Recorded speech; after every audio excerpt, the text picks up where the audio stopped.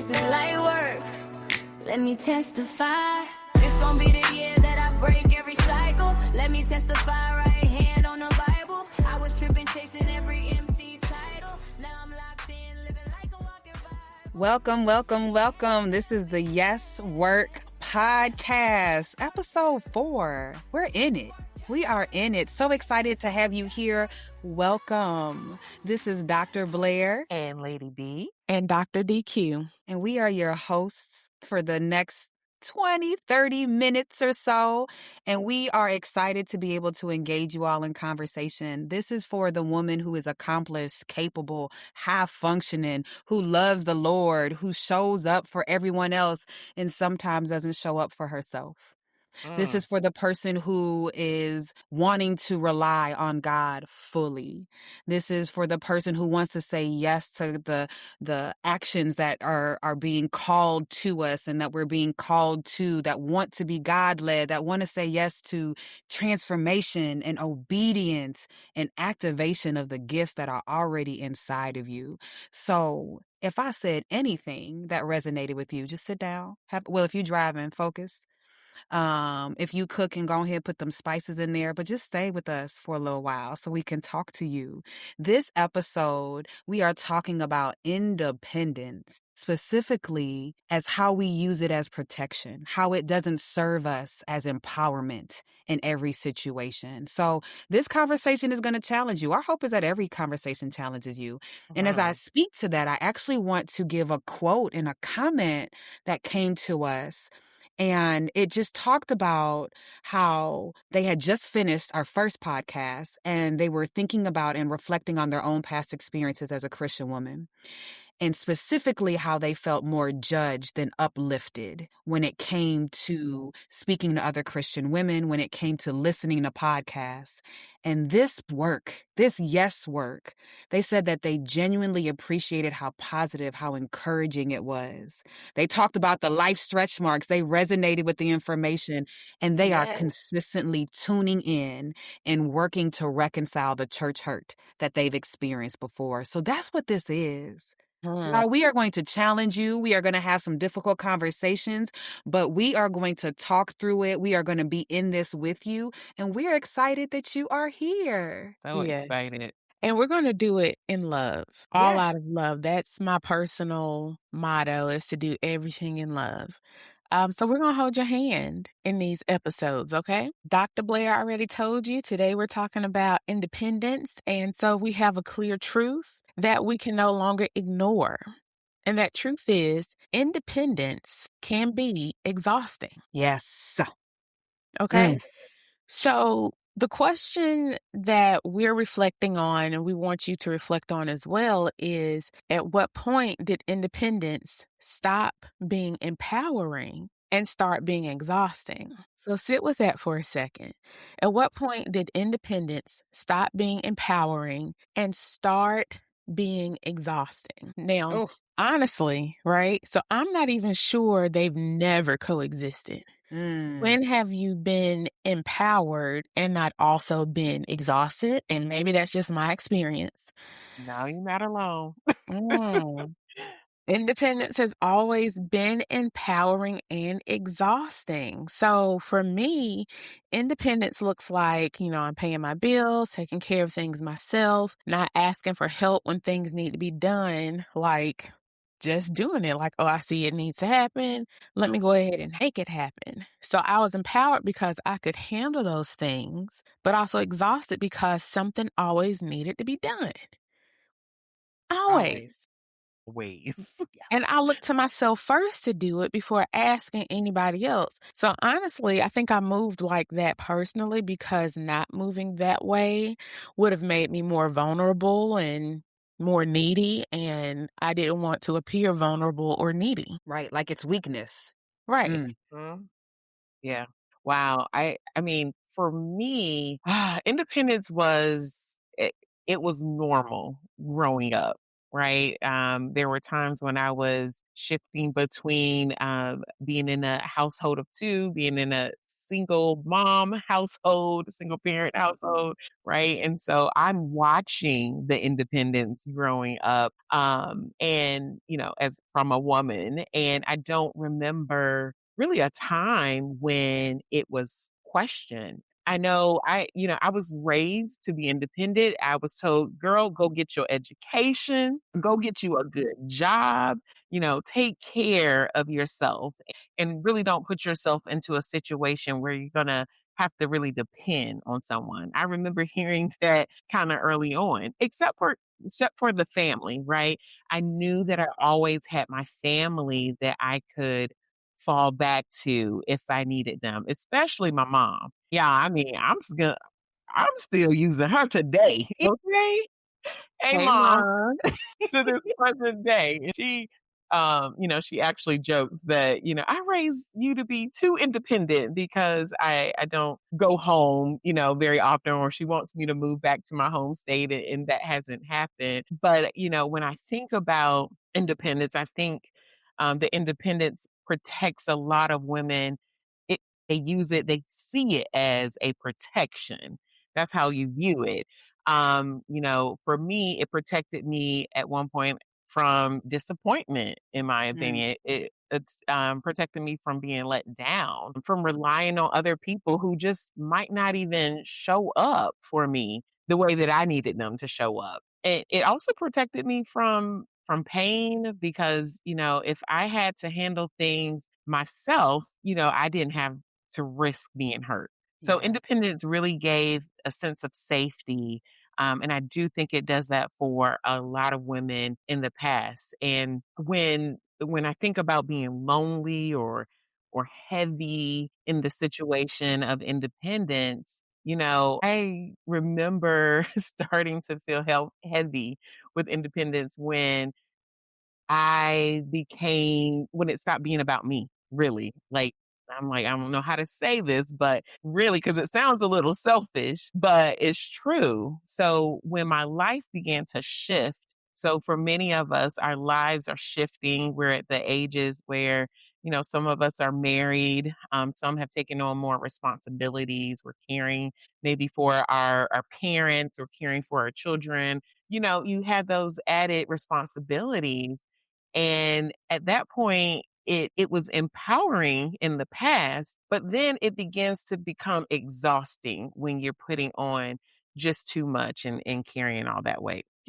One thing that really spoke to me as you were talking, Lady B, was how this is really specific to certain cultures.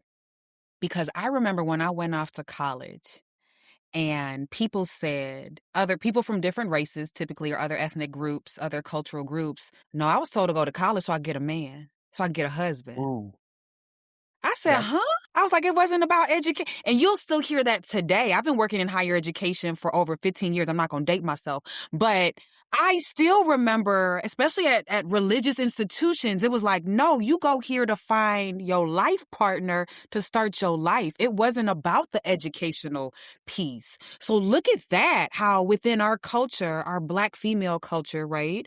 And how broad that may be, but how some of us got different messages around what you need to do, what independence is going to look like for you, where you start seeking your own level of independence. Because I was like, I was supposed to go here to find a husband.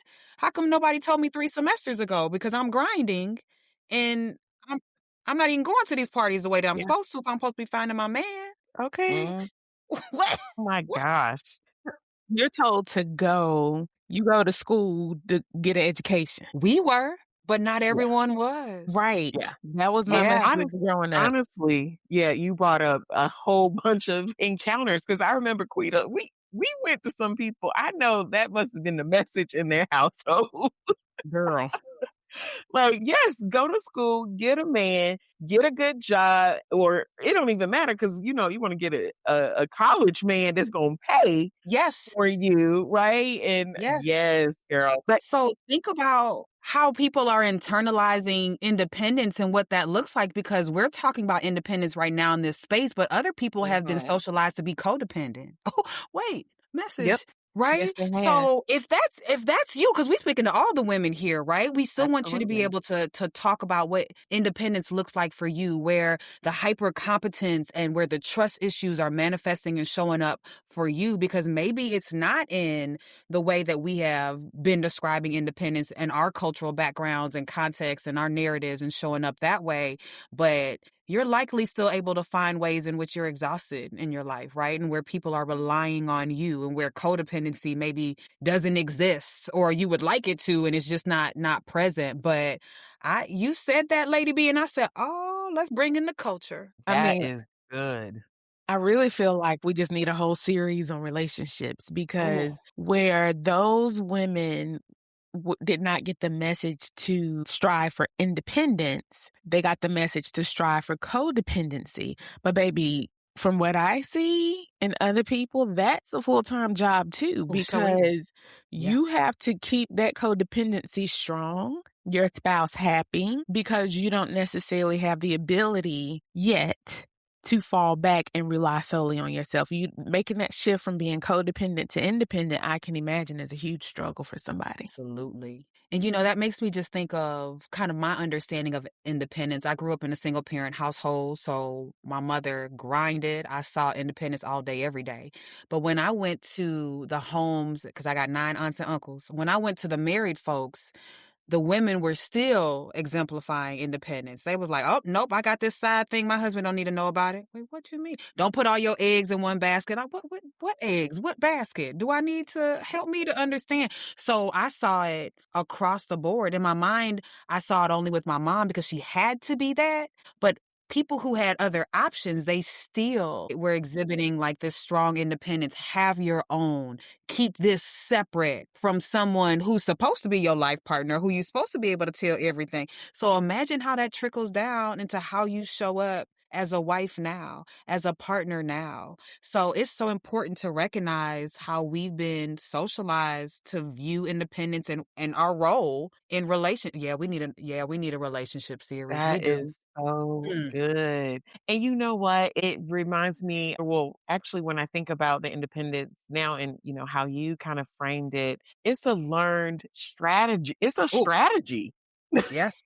Skill It's set. like, it has become a learned strategy or behavior that we are preconditioned. We are conditioned early on. We're prepared early on in life. And, the people out there, they say, be independent, they say, be They do. capable, don't rely too much on others. Don't, and make sure that you can always take care of yourself. But they have missed it, right? You need to shift your mind.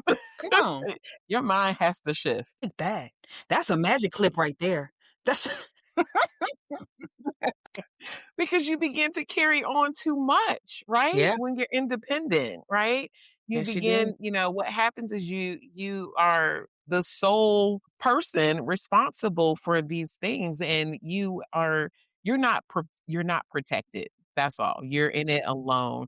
But you're right that the relationship piece is huge and how people are putting their eggs in all baskets because you have fear that you gonna lose something you won't be able to hold and maintain. But I know Dr. DQ, she gonna help reframe that later when we start Yes. talking about him who needs to be a part of it. Oh man. And so also I will say what else is, standing out to me in this conversation is just really how independence for women is it's almost become instinctive as well. Right. And I'm realizing now for me that independence in the past was really shaped by survival. It wasn't always about confidence. Sometimes it was not wanting to be disappointed. It was not wanting to depend on the different systems that are in place and or depending on people or even situations that may have felt uncertain. And honestly, I think over the time that independence really quietly turned into the identity of being the strong one.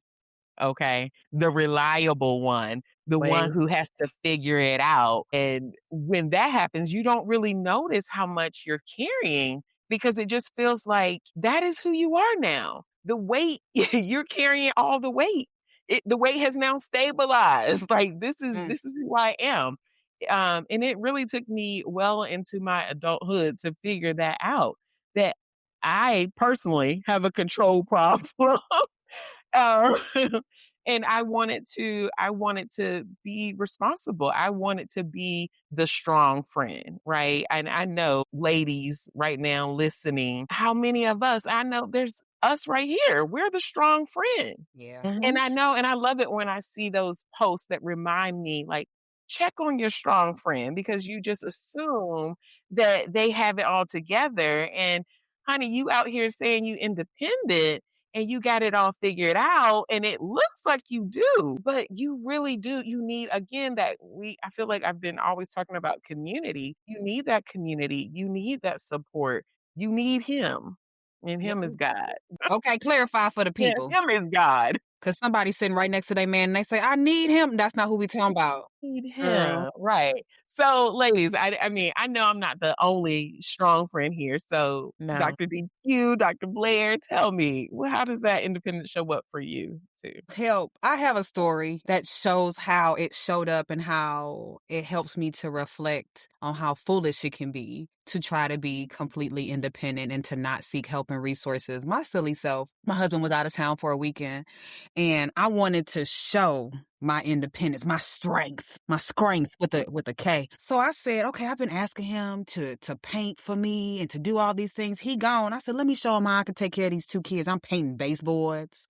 I'm over here Girl, what? painting doors, hallways. It's looking crisp and clean up in here. Okay. Side He walked hustle. through that door, y'all. Didn't notice a thing. Oh, I'm over here. You know how you standing looking like Vanna White. I'm over here. you got me on that one. He ain't noticed not a thing. He didn't say, oh, it looks brighter in here. My back hurting, my body sore. I didn't get not one response that I thought I was going to get. I spent all of that time just trying to show what I can do, how I can be independent. And I'm looking foolish. I Yes. talked to him just about this the other day and he was like, I don't even know what you're talking about. I said, I know. I Oh, know you don't know. we gotta love those husbands. We Mm, do. We mm. do. But look at how we will literally hurt our bodies physically, right? Emotionally, mentally, take on this burden and this weight. And for who? They're not even noticing, right? And some people are keeping score, etc. But it's not registering the way that we think it is or the way that we want it to. And so that was my moment where I was like, girl, if you don't sit down, if you don't have a Girl. seat and enjoy the weekend, sleep in the middle of the bed, just, eat in the bed and just be relaxed and just have fun and try not to be independent. Every time I go out of town, I promise you my kids are with their grandma. Because my husband values codependency, interdependency, and he say, I need a break, so let me drop these kids off. Why don't we do that? This is so good. And I'm just going to interject real quick because you made me think of this story when I first got married. Oh my God. I'm always like, when I first got married, She but been when married we about first 13, got 14 years, y'all. It's sure, been a long time. 14 years. So when we got married, Tay was like, because I was a person that like expectations, high expectations. You gonna do this and I'm gonna do that, right? Like I'll cook, I'll clean, you gonna help, right? And so one day he was like, well, I'll get you a housekeeper, to clean the house and do this stuff. And I was like, no, you won't. You Tell not him to about to ask get you again. Tell him to ask you one more again. girl. That was what, year 1 or year 2, I can get you a housekeeper. And I'm like, no, because what? I wanted control of my home. You not about to tell me as a wife I'm not doing my job, keeping my house clean and in order. Who? 10 years, 14 years later, yes, you're right. I need to have him ask me again because he bring them all in this house. I feel like the question today isn't independence becoming exhausting. It's when did independence make you look foolish? Because, girl, I feel like we could all Absolutely. go back and be like, wait a minute, Yep. let me change that. Looking I like Boo Boo wasn't the thinking Fool. straight. So for me, like over the years, I've always depended on myself financially. And let me say that this is just as an adult. Okay. When I was a child, when I was in college, I very much so depended on my parents. Shout out to Derek and Portia. Hey. But lately, with this economy and for a bunch of other reasons, I've talked before about looking for other avenues to bring in more money, and it hasn't worked the way I want it to. Mm. And let me just emphasize the way I want it to look, not the way I need, because God is still providing. But the way I always depended on myself has shifted. So I needed to take a different path. And I found myself having to lean more, but not even just lean more, but lean completely on God. And on my husband, leaning on my husband is different for me. Okay. And I had to make that shift because the independence that I was exhibiting wasn't rooted in God. I was relying more on myself than on him. So it's a daily journey. It's a daily walk. Y'all hold my hand as we right foot, left foot, two step. So this has been a great conversation. And when we think about how we ended up here, we like to reflect and be like, wait a minute, how did we get to this mindset? How did we get to this place? And of course, it comes back to culture, just society and how we've been raised. And culture always teaches us that we have to do more. And the answer is always do more. Do Do more, more. do more, do more. And we're exhausting ourselves. And that's not what God has for us. That's not what He intends for us. Yes. Culture also has us dependent on ourselves and looking out for ourselves. Why? Because we're conditioned to think that nobody is going to care for us or take better care of us than we will ourselves. But clearly, right, whoever said that, they forgot about God. Okay. I love that. So, That's a lot. mhm. Whoever they are, baby, they didn't know our God, right? And so we know that surrendering to God and being more dependent on God can be a struggle, not because of what we want and desire, but because of the fear that's built up behind our need to control. We don't want to be disappointed or let down. We don't want things to be left undone. As a woman, I know y'all understand that. Yes, very much so. I feel like We you preaching to me right now. Girl, listen, because as long as that task remains undone, we're bothered. Yeah. So we don't want things left undone. We don't want things to fall apart. But how many of us are really holding on to things that God is trying to tear down? Ooh. Mm. So y'all better give it to the Lord, okay? Because what God is inviting us to do instead is to operate under His leadership. He is the shepherd. Yes. He's not going to compete. So he's watching us be independent and he's waiting for us to come to him, waiting for us to be obedient so that he can continue to transform us and activate what's inside of us that he needs to use for his glory. So God is inviting us to depend on him, but y'all, depending on God does not mean that we're just being hopeless or helpless. He wants us to trust him, not just in theory, but actively trust him with everything. Everything, y'all. Them kids, Mm. that spouse, Mhm. that job, y'all, that Mhm. bank account, Oh, facts. okay, them bald spots y'all got growing somewhere. You- The Y'all, I'm just hairline, okay, everything. hello, that receding hairline, it That's is. Give it to the Lord. real. Oh, He might yeah. bring it back, he might not, but it's in God's hands. I love that. And you know what? I just want to like, wow, it's so good. You speaking to a lot of us, a lot of women out there, and I want to just echo um what you have said. I think is very important just to remind people that you need to find your security in him. Mhm. Right? We're Mhm. not looking to find security in other things. Your security needs to be found in him. It's so easy. I was doing a devotion a few days ago and I was reading about like just drifting away from God and how easy it is to do so. Especially when things are going good. Cause Mhm. sometimes truth moment, sometimes when things are good, I'm like, Lord God, okay, what am I praying for? I gotta remind myself, Mm. like, I'm not praying just to ask for things. I'm praying to give glory and thanks Mhm. to God, right? So, okay, so anyway, but yeah, like when you drift away from God, that is easy to do when things are good. When your coins are mathing, okay, like Hey, when Mhm. everything at home is going good, when your confidence is high, it is easy to stray away. It's easy to get lost. So really this is just, I've been nudged today, and I think that this is just a nudge that you need to find your way back, right? What you have is a false sense of security. So you need to lean and you need to depend on him. Okay, okay. Now I'm a step move Well, back look, to the side. Lady B, I think we in the same devotion book because I read that same message that talked about how when our relationship with God, it's going well, and then slowly, we're falling back because we become more occupied.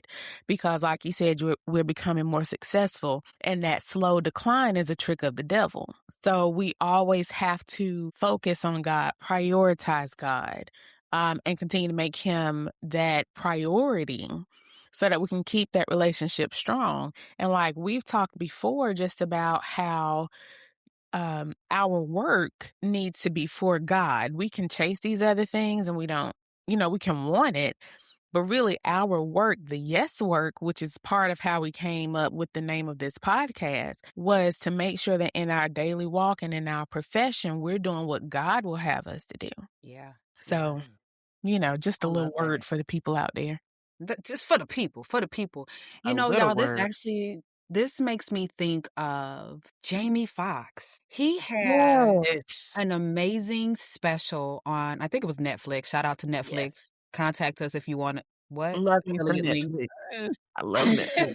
But he revealed in his most recent, I think it's his most recent special and tour, that he personally feels like God had to pause him in his success because he was not in this space of honoring and glorifying him. Mhm. My goodness, the lengths that God will go to bring us back. Oh, I'm getting emotional. The lengths Yes. that God will go for his children to bring us back. He is our shepherd. Yes. Wow. Hallelujah. So, wow. Y'all getting it real time.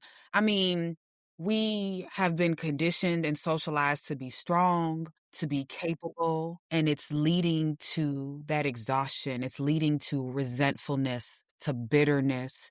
And we've gotten to this point where we start telling ourselves, I don't need help. I got this. I'm strong. And that really means that we're taking away the burden that God wants to carry for us. We're not putting our trust in him when we say, I'm strong. We are weak. We are so weak. And in our weakness, he is made strong. So we want to surrender. Don't think about what that cost will be for you. Surrender to him. You love God, but relying on him feels costly and it feels risky. And so you rely on yourself. We're not winning that way. We're not winning that way. And we don't want God to, because again, he will chase after his children. I don't want no extreme like Jamie Foxx went through.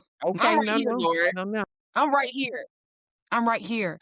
So it may feel like we're exposing ourselves. It may feel like that's shifting us from being dependent. It may feel like we may start reflecting and feeling like we're a disappointment. But we have to get to this point where we normalize uncertainty, where we normalize discomfort, because that means that I am putting my trust in God. That means that I'm going to break down and break the chains of feeling like I need to survive and I need to do this all on my own.